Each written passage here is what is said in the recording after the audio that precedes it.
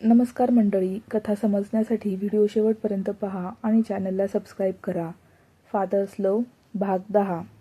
देवराजचे संपूर्ण शरीर रक्ताने आणि जखमांनी माखले होते आणि बेडशीटवर, फरशीवर सर्वत्र रक्ताने माखलेल्या पट्ट्या होत्या. पांढऱ्या रंगाची बेडशीट पूर्णपणे रक्ताने माखलेली होती. देवराजच्या छातीवर एक खोल जखम होती. त्याचे मांस फाटले होते. त्याच्या एका हाताच्या खांद्यावर जखम होती. त्याच्या छातीतून त्याची हाडे दिसत होती.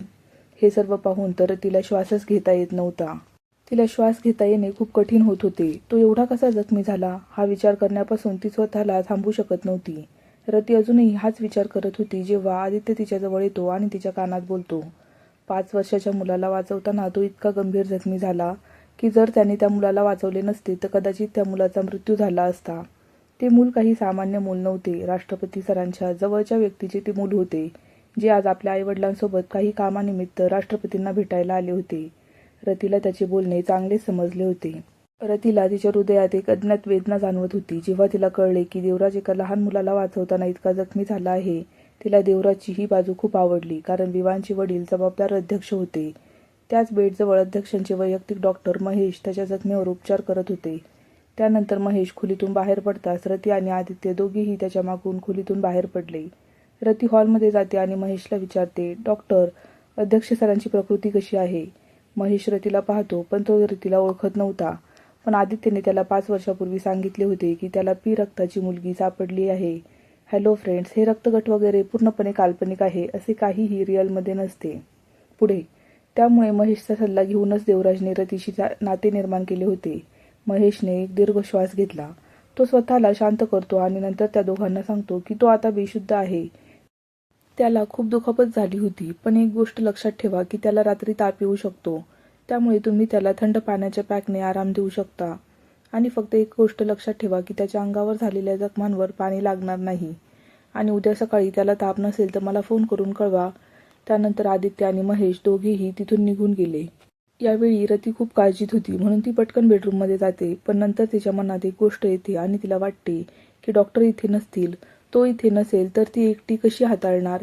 तिने आदित्यला फोन केला आणि विचारले की तो कुठे आहे. तेव्हा आदित्य म्हणतो की मला आता जाणे आवश्यक आहे, कारण मला आता बाहेर जाऊन पत्रकारांना शांत करायचे आहे आणि काही चुकीच्या अफवा पसरवल्या जात आहेत त्यावर नियंत्रण ठेवायचे आहे आणि जखमी झालेल्या आणि मारल्या गेलेल्या लोकांची माहितीही गोळा करायची आहे. रती खोलीच्या आत गेल्यावर तिला दिसले की 2 अंगरक्षकांनी आधीच खोली पूर्णपणे साफ केली होती आणि देवराज बेशुद्ध अवस्थेत बेडवर पडला होता. हे पाहून रतीचे हृदय पुन्हा पुन्हा दुखत होते. तिच्यासोबत असे का होत होते हे तिला कळेना. ती एकदा जाते आणि खोली नीट तपासते. त्यानंतर ती तिथे जाऊन सोफ्यावर बसते आणि ती देवराजच्या शुद्धीत येण्याची वाट पाहू लागली.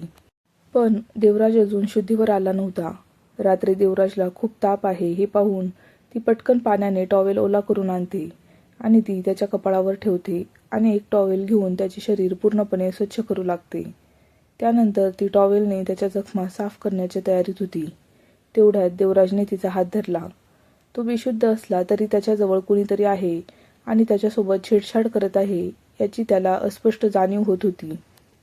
यावेळी आदेश ठाकूर हा ठाकूर विलाच्या त्याच्या स्टडी रूममध्ये बसला होता आणि त्याच्यासमोर एक अंगरक्षक उभा होता, जो त्याला काहीतरी माहिती देत होता.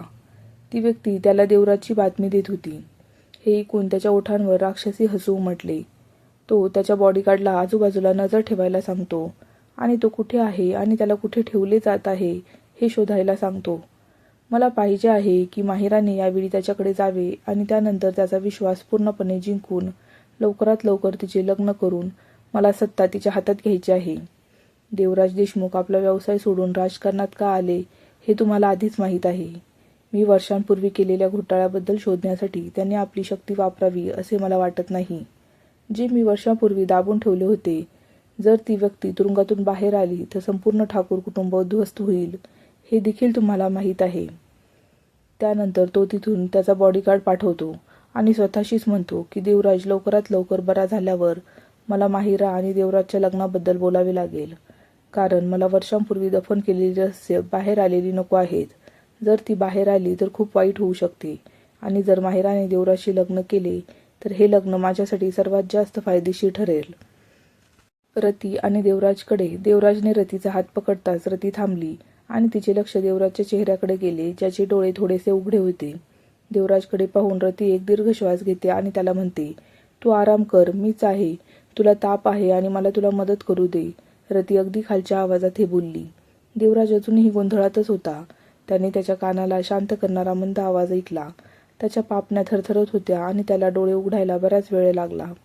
जेव्हा त्याने डोळे पूर्णपणे उघडले तेव्हा एक अस्पष्ट चेहरा हळूहळू त्याच्यासमोर स्पष्ट दिसू लागला. रतीला तो स्वतःच्या कर्कश आवाजात विचारतो, हे तू आहेस का? देवराजचा आवाज कर्कश होता आणि ओठ कोरडे पडले होते आणि तोंडही दुखत होते, पण आता त्याच्या चेहऱ्यावर आराम दिसत होता. देवराज रतीला विचारतो, तू इथे काय करत आहेस? रती देवराजचे ऐकते आणि म्हणते की मला आदित्यने इथे बोलवले आहे. तुमची काळजी घेण्यासाठी बोलवले आहे, म्हणून तुम्ही आराम करा. मी तुझे शरीर खूप कठोरपणे स्वच्छ करणार नाही आणि मी तुला दुखापती करणार नाही. रतीचे बोलणे ऐकून देवराजने पापण्या मिचकावल्या. त्याला वाटलेली धोक्याची जाणीव आता संपली होती आणि त्याचा हात रतीच्या मनगटातून सुटला होता. रतीने पुन्हा टॉवेल ओला करून त्याच्या कपाळावर ठेवला, पण ती त्याच्या पुढे काहीच करत नव्हती. त्यामुळे देवराजने पाहिले की रतीचा चेहरा लाल झाला होता आणि पिवळ्या प्रकाशात तिचा चेहरा स्पष्टपणे चमकत होता. कदाचित तिला लाज वाटत असावी. देवराज रतीला म्हणतो, मला टॉवेल दे, मी स्वतः करेन. आणि बेडवरून उठण्याचा प्रयत्न करतो, पण तो अडखळतो. त्याला बघून रती घाबरली आणि त्याचे हात धरून म्हणते, अरे काय करतोयस? असे जर अंगावर दबाव टाकलास तर जखमा उघडतील आणि तुलाच दुखेल. देवराजला खूपच वेदना होत होत्या, पण त्याला त्याच्या जखमा स्वतः साफ करायच्या होत्या. देवराजला त्याच्या शरीरात किती दुखापत झाली होती हे देखील माहीत नव्हते. त्याला तरुण वयात सैन्यात पाठवण्यात आले होते आणि त्याला अत्यंत कठोर असे प्रशिक्षणही देण्यात आले होते. तेव्हा त्याला अनेक जखमा झाल्या होत्या. त्याच्या शरीरावर गोळ्या, चाबकाच्या आणि चाकूने केलेल्या जखमांच्या खुणा स्पष्ट दिसत होत्या. तर आता ही दुखापत त्या जखमांच्या तुलनेत काहीच नव्हती. रतीला त्याच्या वेदना स्पष्ट दिसत होत्या, म्हणून ती त्याला म्हणाली, हलू नको, मी तुला मदत करेन. ती खुर्ची उडून त्याच्या जवळ बसली. रतीचे बोलणे ऐकून देवराज आश्चर्यचकित होतो आणि तिच्याकडे बघू लागतो. पण रती त्याच्याकडे लक्ष देत नाही आणि ओल्या टॉवेलने त्याचे शरीर पूर्णपणे स्वच्छ करू लागते. बराच वेळ तिच्या फोनवर कुणाचा तरी कॉल येत होता. हा कॉल इतर कुणाचा नसून अर्णवचा होता. त्याच्या मानेपासून कॉलर बोनपर्यंत, छातीला दुखापत झाली आहे तिथपर्यंत आणि पोटातून खाली हळूहळू तिची बोटं देवराजच्या पायजम्यापर्यंत पोहोचली. देवराजची नजर तिच्यावर खिळली होती. तिकडे रतीचा चेहरा पिकलेल्या टोमॅटोसारखा लाल झाला होता.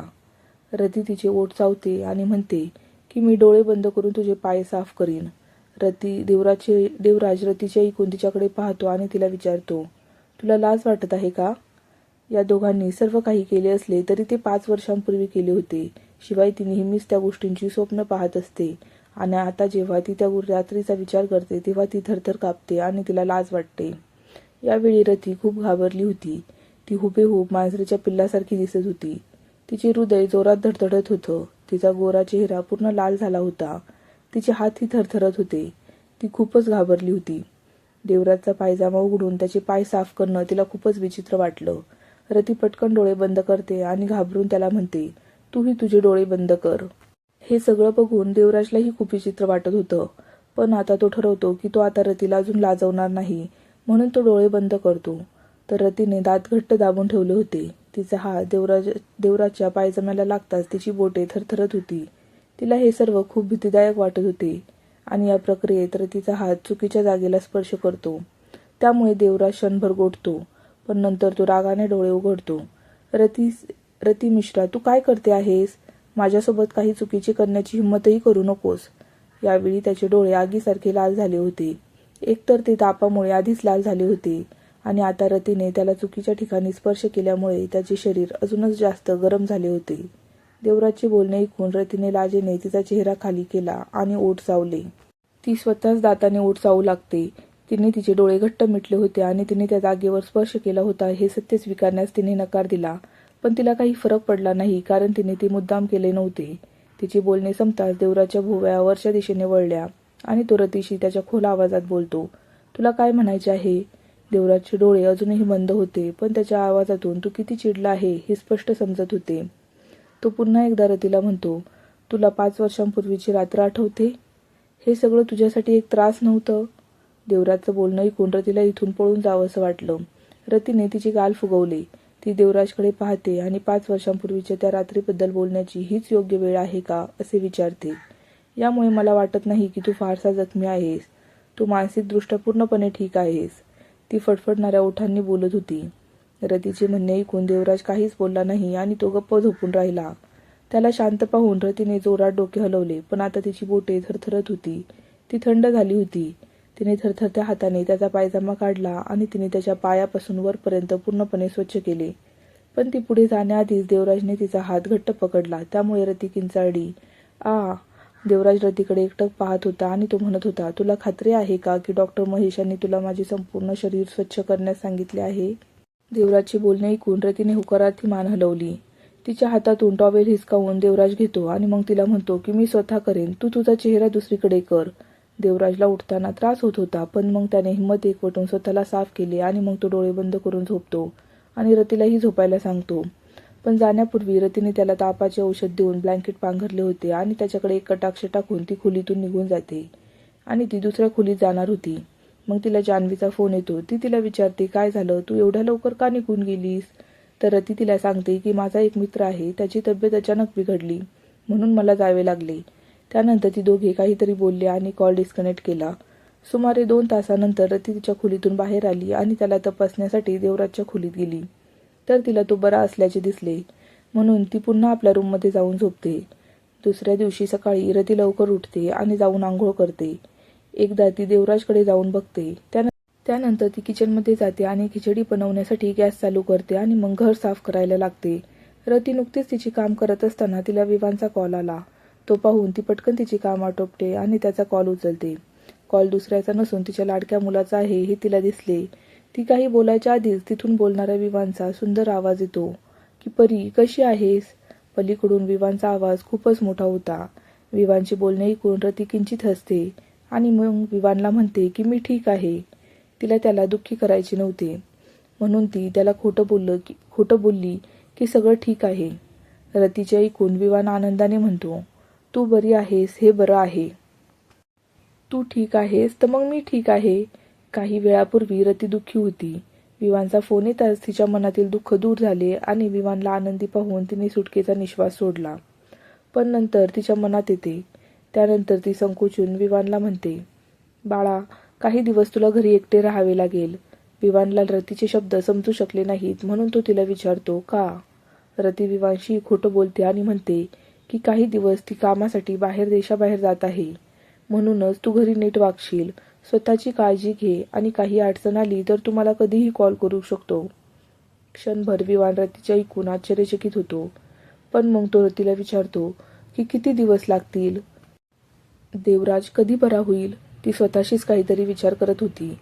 तेव्हा विवानने पुन्हा रतीला विचारले, एंजल, तुला माझी आठवण येईल का?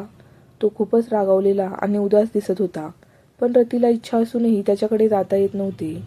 नंतर ती विवानशी थोडा वेळ बोलली आणि मग कॉल कट केला. त्यानंतर रतीने संपूर्ण घर स्वच्छ केले आणि दिवसभर देवराजची काळजी घेतली आणि रात्रीही त्याची पूर्ण काळजी घेतली. त्याला ताप नाही हे पाहून रतीने सुटकेचा सुस्कारा टाकला आणि देवराजच्या बेडवर बसून देवराची काळजी घेत तिला नकळत झोप लागली. दुसऱ्या दिवशी सकाळी देवराजचे डोळे उघडले तेव्हा त्याचा चेहरा थोडासा फिका पडला होता. डोळ्यांनाही थोडे अंधुक दिसत होते. पण जेव्हा त्याचे डोळे पूर्णपणे उघडले आणि त्याला ती आपल्या पलंगावर डोके ठेवून झोपली असल्याचे दिसले, तिला असे झोपलेले पाहून ती रात्रभर माझी काळजी घेऊन झोपली की काय असा प्रश्न त्याला पडला. तिच्याकडे पाहून ती किती थकली होती हे स्पष्टपणे दिसून येत होते आणि तिच्या चेहऱ्यावर थकवा स्पष्ट दिसत होता. तिने आपला चेहरा तिच्या मिठीत लपवला होता आणि ती खूपच क्यूट दिसत होती. रतीकडे बघून देवराजच्या ओठांवर हसू उमटले. त्याच्या मनात विचार आला की विवानला जी गोंडसता मिळाली आहे ती रतीकडूनच मिळाली होती आणि देवराजकडून मिळालेली बुद्धी ही दोघांची कॉम्बो कॉपी होती. त्याच्या लक्षातच आले नाही की त्याची लांब बारीक बोटे हळूहळू वर सरकली आणि तिच्या चेहऱ्याला स्पर्श करताच त्याला वाटले की रतीचा चेहरा खूपच मऊ आणि नाजूक आहे आणि रतीचा चेहरा त्याला खूप मऊ वाटत होता. नकळत त्याची बोटं तिच्या सुंदर कपाळावर सरकली, तिच्या डोळ्यांना स्पर्श केला आणि मग तिच्या नाजूक नाकावरून तिच्या मऊ ओठांवरती त्याची बोटे सरकली. तो त्याच्या बोटांनी हळूच तिच्या ओठांना कुरवडायला लागतो. शेवटच्या वेळी जेव्हा त्याने तिच्या ओठांना किस केले होते तेव्हा तिच्या ओठांची चव गेल्या 5 वर्षात तशीच होती. ती तशीच गोड आणि ताजी दिसत होती. ह्या सगळ्याचा विचार करता करता त्याचे डोळे मादक होत होते. तर तिला असे वाटले की कुणीतरी तिच्या चेहऱ्याला स्पर्श करत आहे. त्यामुळे तिला विचित्र वाटत होते. तिने पटकन डोळे उघडले. देवराजने रतीचे डोळे उघडताना पाहिल्यावर तो जागीच गोठला, पण तो लगेच त्याच्या हाताला मागे खेचतो. त्याच्या हाताला जखम झालेली होती, त्यामुळे त्याने हळूच हात मागे खेचला होता. त्यामुळे तो हात तिच्या ओठांपासून थोडासाच दूर होता, जे रतीच्या लक्षात आले होते. रतीच्या लक्षात आले की देवराजची बोटे तिच्या ओठांवर विचित्र पद्धतीने विसावली होती. तिला तिच्या ओठांवर खाज येत होती, म्हणून तिने त्याची बोटे पकडली. काय आहे ते पाहण्यासाठी तिने ते पटकन पकडले, पण तिने पाहिले तर ती देवराजची बोटे होती. अचानक तिची नजर देवराजच्या डोळ्यांवर आदळली. अस्वस्थता त्याच्या चेहऱ्यावर स्पष्ट दिसत होती. तिने पटकन हात सोडला. तिने घाबरून देवराजला विचारले, मला काय झालंय? आधी तिने तिच्या चेहऱ्याकडे बोट दाखवलं आणि पुन्हा त्याच्या हाताकडे पाहिलं. रतीने देवराजचा हात चेहऱ्याजवळ पाहिल्यावर तिने विचारले की काही झाले आहे का? आणि देवराज तर आधी घाबरला, पण नंतर चेहऱ्यावर कडक भाव आणून तो म्हणाला की काही डाग होता. आणि रती त्याचे ऐकते आणि होकारार्थी मान हलवते. त्यानंतर ती आपल्या हाताने त्याच्या कपाळाला स्पर्श करते आणि त्याला ताप नाही हे पाहते. त्यामुळे तिने सुटकेचा निश्वास सोडला आणि मग ती त्याला विचारते की त्याला काय खायला आवडेल, की तुला काही प्यायचे आहे? तर देवराज काहीच बोलत नाही. त्यानंतर ती म्हणते की मी तुझ्यासाठी जेवण बनवून आणते, तोपर्यंत तू इथेच आराम कर. त्यानंतर ती तिथून निघून जाते. जोपर्यंत देवराज तिला जाताना पाहतच राहतो, रती नजरेआड होईपर्यंत. काही वेळाने रतीने देवराजला फ्रेश केले. त्यानंतर त्याच्यासाठी जे अन्न तयार केले होते ते ती आणते. तिने देवराजसाठी लापशी तयार केली होती. ती टेबल आणते, त्यावर लापशी ठेवते आणि देवराज जवळच्या खुर्चीवर बसते. देवराज बराच वेळ रतीकडे बघत होता. देवराज रतीच्या सौंदर्यात कुठेतरी हरवून जातो. देवराज काय विचार करत आहे हे रतीलाही कळत नव्हते. रती पटकन चमच्यात लापशी घेते आणि नंतर देवराजच्या दिशेने नेते. ती त्याला तोंड उघडायला सांगते, पण देवराज अजूनही तिच्याकडे विचित्र नजरेने पाहत होता. तो समजू शकला नाही त्याला काय खायला दिले जात आहे याबद्दल, म्हणून तो भुवया उंचावतो आणि रतीला विचारतो की हे काय आहे. तेव्हा रती त्याचे म्हणणे ऐकून घेते आणि म्हणते, अरे ही लापशी आहे जी आरोग्यासाठी खूप चांगली आहे. जोपर्यंत तुम्ही आजारी असाल तोपर्यंत तुम्हाला हे खावे लागेल. देवराज विचित्र नजरेने दलियाकडे पाहतो. रती त्याचे डोळे पाहते आणि समजते की त्याला ते आवडत नाही, परंतु तरीही ती त्याला सांगते की तू ते खाण्यास नकार देऊ शकत नाही. मलाही ते खूप आवडते आणि विवानलाही ते खूप आवडते. जेव्हा विवानला सर्दी होते किंवा ताप येतो किंवा तो आजारी पडतो, मी असेच बनवते आणि तो आनंदाने खातो. देवराज रतीकडे लक्षपूर्वक पाहत होता. आजकालच्या मुलींना स्वयंपाक करायला आवडत नाही आणि घरची कामे करायलाही आवडत नाहीत, असं त्याला वाटत होतं. त्यांना फक्त हिंडणे आवडते, स्वतःबद्दल बढाई मारणे आणि मेकअप करणे. ही मुलगी खूपच साधी आहे. तिच्या चेहऱ्यावर मेकअपचे कोणतेही चिन्ह नाही. तथापि देवराजला त्या मुली अजिबात आवडत नाही ज्या नुसतंच मेकअपची दुकान असतात. देवराजला लापशी खायला काही अडचण नसली तरी आज तो लापशी पहिल्यांदाच पाहत होता, कारण आजपर्यंत त्याने कधीच ती खाल्ले नव्हते. नोकर त्याच्यासाठी जेवण बनवायचे आणि मग त्याची आई त्याची काळजी घ्यायची. रतीने आधीच देवराजच्या दिशेने वाढवलेला चमचा परत भांड्यात ठेवला होता. देवराजने एकदा रतीकडे पाहिले आणि मग दलियाकडे पाहिले आणि मग त्याने तोंड उघडले.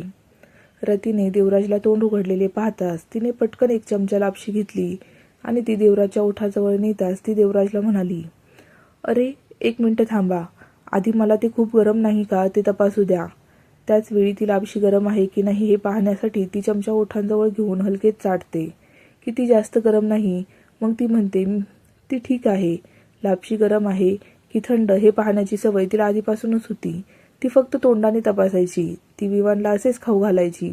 पण जेव्हा तिला आठवते तेव्हा ती तिच्या डोक्यावरती थोपटते आणि म्हणते, माफ करा मी विसरले की तुम्हाला हे सर्व आवडत नाही.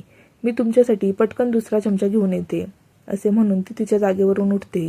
ती जाण्यासाठी तिच्या जागेवरून उठताच देवराजने पटकन तिच्या हातातला चमचा त्याच्या तोंडात घातला.